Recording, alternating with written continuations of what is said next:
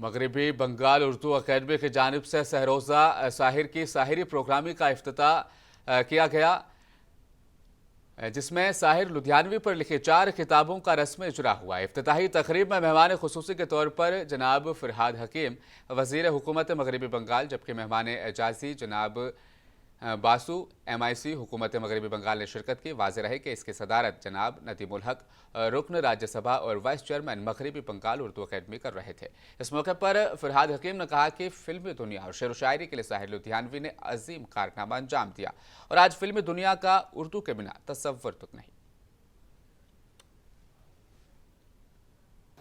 जो शायर को हम लोग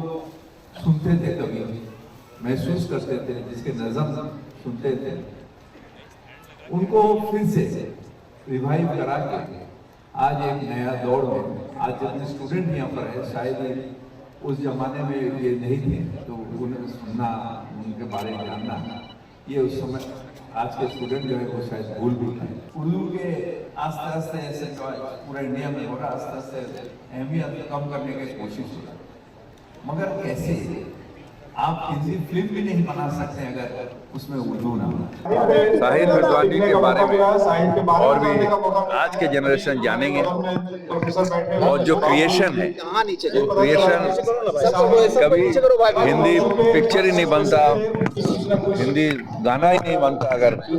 ये क्रिएशन नहीं रहता। तो मैं शुक्रिया अदा करता हूँ